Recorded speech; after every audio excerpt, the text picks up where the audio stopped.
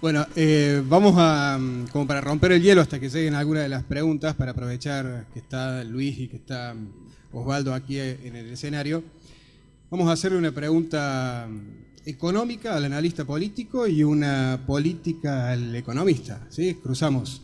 Recién Luis en su alocución decía que había una sensación de cambio y que lo económico no iba a gravitar en las elecciones. De hecho, eso se puede observar cuando uno analiza los discursos pre-paso y después de las pasos, antes de estas elecciones del próximo 22. ¿Va a haber una luna de miel en la economía entre la población y el gobierno de Cambiemos? ¿Hasta cuándo va a durar y cómo va a impactar eso en lo político? Bueno, es difícil ponerlo en tiempos, ¿no? Lo que sí es la realidad. Ya en las pasos ocurrió, la economía no estaba bien. Hoy la sociedad sigue sintiendo que todavía los brotes verdes no están llegando a las economías domésticas. Pero hay una decisión política de gran parte de la sociedad de construir una primera minoría que priorice estos aspectos políticos de recambio político asociado a este fenómeno que decíamos recién de una democracia que pasó los 30 años, que está generando, digamos, nuevos paradigmas y parámetros de decisión y que a todos, de alguna manera, nos está sorprendiendo en estas nuevas conductas. Las lunas de miel son habitualmente 100 días, acá ya se cumplieron hace rato. Me parece que lo que sí está en el gobierno nacional la responsabilidad de leer correctamente lo que va a tener después del 22 de octubre. Es decir, el lunes 23, cuando se despierten, van a tener una Argentina con nuevos parámetros.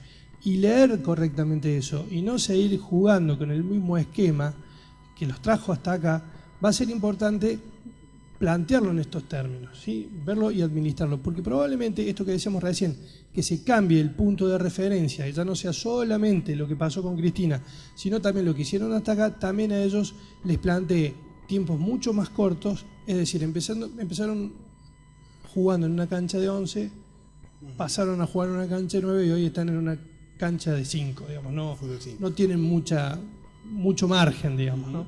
Y trasladando la pregunta política al economista, teniendo en cuenta esto que dice Luis, si se dan lo que prevén las encuestas, esto que decías recién, que el oficialismo mantendría al menos lo que sucedió en las PASO del próximo domingo, ¿qué puede pasar por ese dato político en lo económico? ¿Tendrá un impacto en la economía real? ¿Vendrán, por ejemplo, la variable clave para que el desarrollo sea sostenible, como son las inversiones? Yo creo que el desafío pendiente es enorme. Bueno, todo el mundo habla de las grandes reformas pendientes.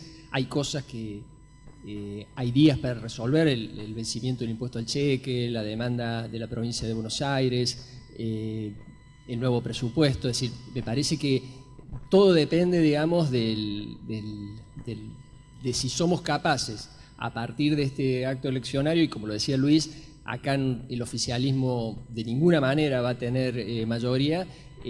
La clave es si elegimos bien qué opositor vamos a elegir que sea capaz de negociar con el oficialismo una salida racional a todos estos desafíos. Si eso se logra, yo creo que hay buenas razones para ser muy optimista en la Argentina. Si caemos, digamos, en una situación de conflicto, de inestabilidad, de demora en lo político, yo creo que tenemos serios problemas en el futuro próximo. Hay dos preguntas del público que hacen referencia a lo mismo, a cómo se espera que afecte la elección del domingo la aparición de un cuerpo allí en el río Chubut, que aparentemente todo indica que es el de Santiago Maldonado.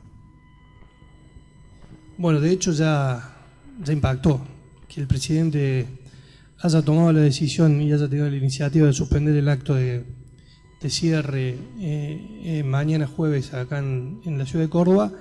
Ya efectivamente está generando, digamos, una modificación en el comportamiento político de las principales figuras.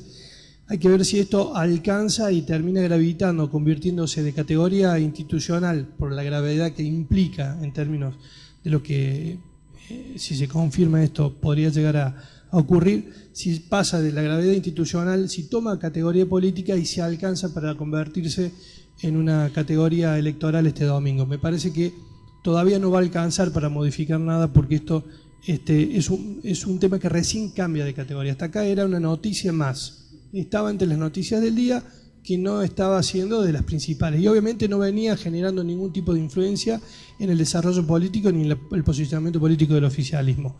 Me parece que la confirmación, si fuera así, de que es Santiago Maldonado, y lo que ya, la decisión que ya tomó el presidente de darle importancia institucional y política, claramente lo pone en el radar de la gente el tema desde otro lugar, y obviamente mucho va a pasar en estas 24 horas próximas, que por ejemplo están convocadas marchas para esta noche en Buenos Aires, y que, sobre todo de sectores de izquierda, y que mucho va a tener que ver el desenvolvimiento de esas manifestaciones. Ese es un proceso que se está desenvolviendo en este momento. Bien, está caliente todavía la información. Hay 3 preguntas para el ministro de Finanzas. Vamos a tratar de unificar algunas. La primera es, ¿cuál es la mirada del gobierno provincial sobre el futuro debate sobre la reforma laboral? Y otra tiene que ver con el impuesto a los ingresos brutos. ¿Qué puede hacer el gobierno provincial al respecto?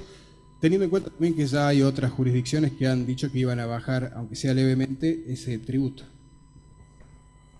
Sobre lo primero, bueno, obviamente es una competencia nacional, debió haber sido debate más intenso de la campaña electoral, lamentablemente no los hubo en la calidad y en la profundidad que se merecían. Puedo dar más mi visión personal que la del gobierno en ese sentido, porque no es un tema de gobierno provincial. Yo creo que sí que es fundamental un replanteo, una actualización de las relaciones laborales. Creo que, más allá de que está muy de moda el tema de la reforma laboral de Brasil, que me parece que, al menos por el caso de Argentina, yo le daría una orientación distinta. Me parece que el principal problema no es cómo va orientada la brasilera a temas que involucra más a la gran empresa. Yo creo que el principal problema laboral en la Argentina arranca en la mediana y se profundiza en la pequeña, y por eso ahí es donde deberíamos poner esfuerzos para buscar unas regulaciones laborales que sean más aptas para pequeños emprendimientos, y donde no solo es un tema legal, sino también administrativo, es decir, el funcionamiento de la justicia y de la administración laboral en general. Un tema muy complejo y muy importante, y que ojalá forme parte de los debates. Obviamente no es algo para resolver antes de diciembre, pero sí mantenerlo latente. En relación al tema de reforma tributaria, siempre hemos insistido en que también es un tema vital y que la provincia no está exenta, digamos, de ese debate, porque administra un sistema tributario y donde hay dentro del ranking, digamos, de los malos impuestos, tenemos varios que están bastante arriba dentro de la posición, y uno es el de ingresos brutos. Hemos sido un poco campeones en insistir en la importancia de no solo reformarlo, sino directamente eliminarlo y buscar alternativas de sustitución del financiamiento, pero creo que es muy claro y obvio, y un poco lo que expliqué en mi exposición del centralismo lo confirma, en cuanto a que no es algo que pueda hacer autónomamente la provincia. Podemos hacer cosas puntuales, por ejemplo, en el caso de la obra pública se eliminó ingresos brutos, pero no sería imaginable que una provincia sola elimine ese impuesto. Es decir, no es casualidad que ingresos brutos lo tenga Córdoba, pero lo tenga Santa Fe, gobernada por otro país, lo tenga tan o más alto la Ciudad Autónoma de Buenos Aires, donde estuvo Cambiemos desde hace mucho tiempo, o lo tenga la provincia de Buenos Aires. Acá hay un factor estructural que explica por qué las provincias acudieron a ese tipo de impuestos. Y si no resolvemos ese factor estructural, que es la fuerte hiperconcentración de recursos a nivel nacional, creo que va a seguir siendo un tema de más una expresión de deseo que una realidad. Por eso apostamos y vamos a seguir insistiendo en todos los ámbitos a que se incluya este tema en el marco de una discusión general que incluya la reforma tributaria en general y la distribución de esos recursos más acorde a lo que es el régimen federal. Últimas 2, hacemos una para Luis y otra para Osvaldo. Para Luis tiene que ver con los políticos tradicionales. Acá preguntan si la gente se cansó de los políticos tradicionales. No sé si de los políticos, sí de una forma de vincularse con la gente y de una manera de administrar la cosa pública.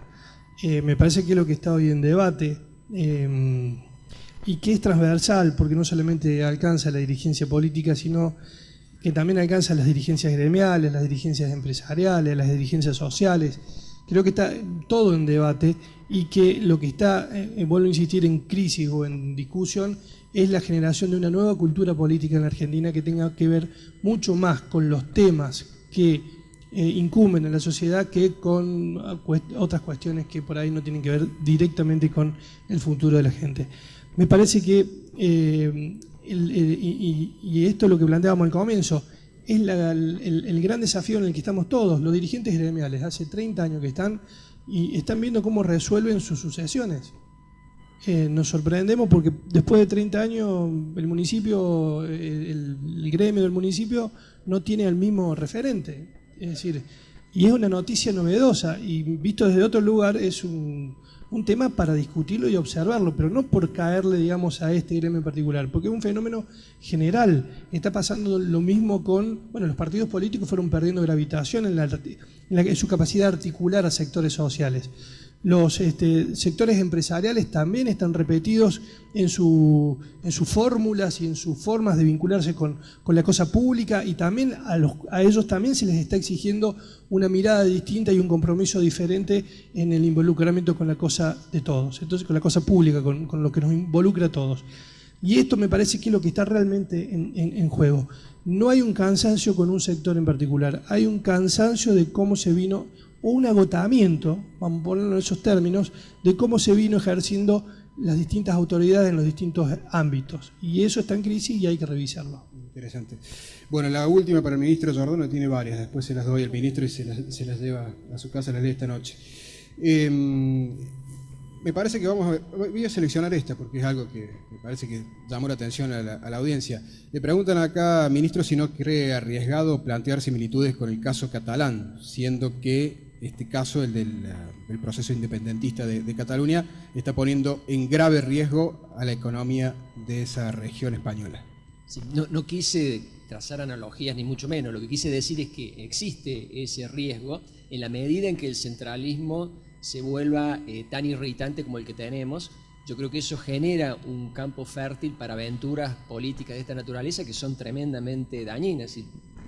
Me parece absolutamente inconducente una estrategia como esa, pero no deberíamos descartar que algún oportunista en algún momento aproveche la irritación, el rechazo, la bronca, digamos, que genera el centralismo para capitalizarlo y meternos, digamos, en una aventura que sabemos que es una aventura tremendamente negativa y que sería realmente muy lamentable, digamos, que la Argentina sufra un proceso como ese. Bueno, le agradecemos entonces a Luis D'Alagrio, el titular de la consultora Delfos y analista político, y al ministro de Finanzas Osvaldo Giordano. Ahora